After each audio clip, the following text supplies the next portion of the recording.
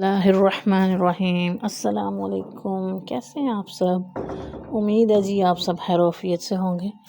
तो आज ज़बरदस्त से हम ना बल्ले की सिंपल सी रेसिपी आपको देंगे, आपने भी ट्राई करना है। तो घर में सिंपल से सादा से जो है आप दही पल्ले बनाएं।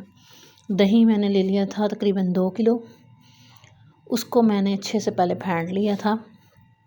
जितना अच्छे से फेंटेंगे ना उतना अच्छा इसका जो है ना वो टेस्ट आएगा। अब इसमें मैंने 1 से 1.5 चम्मच नमक का डाल दिया था।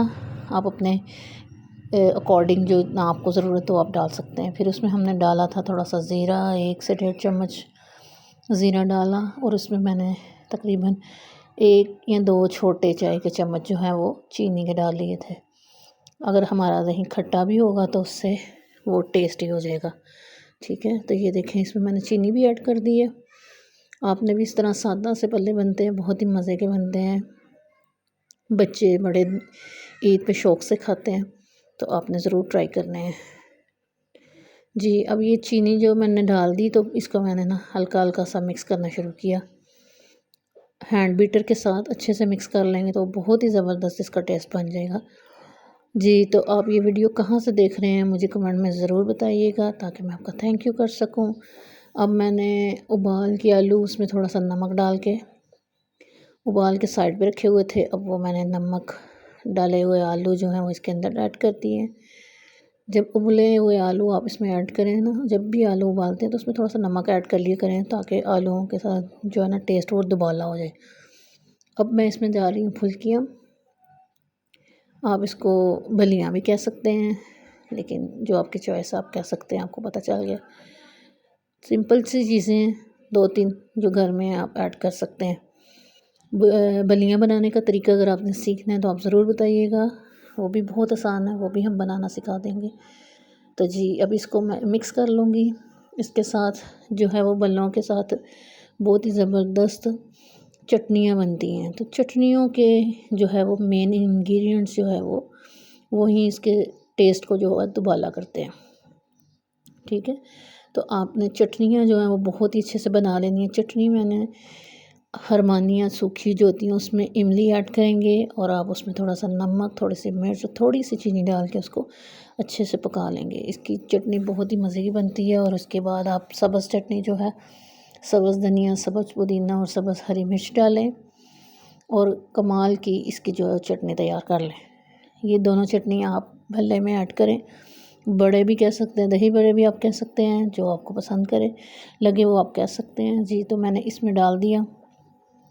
बहुत ही खूबसूरत से हमारे जो बल्ले हैं उसमें मैंने पानी में भिगोए हुए थे, वो मैंने निचोड़ के इसको अच्छे से पानी निकाल के तो वो दही में अपने में ऐड करती जा रही हूँ। ठीक है, तो आपने भी इसी तरह करना है। प्याज और बंद गोभी अगर आप ऐड करना चाह रहे हैं तो आप कर सकते हैं, अगर आप स्किप करना चाह रहे हैं तो वो भी आप कर सकते हैं। ठीक है, अब ये जो चटनी मैंने आपको तरीका बता दिया है, अगर आपको फिर भी इसकी रेसिपी चाहिए होगी तो आप ज़रूर बताइएगा ताकि मैं आपको अपनी खूबसूरत सी चटनी का जो है वो पूरी वीडियो बना के भेज दूँगी।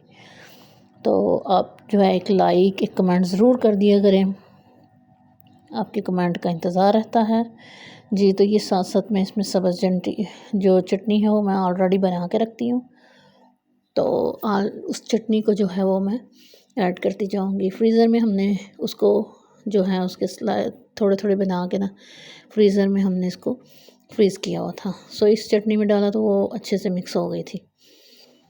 तो आप भी दही भल्ले अपने घर में बनाएं। ईद के दिन बहुत ही मज़े का और ज़बरदस्त सा इसका टेस्ट आएगा। आपने ये ज़रूर ट्राई करनी है। इसके बाद मैंने इसके ऊपर जो है वो चाट मसाला ऐड कर लिया है।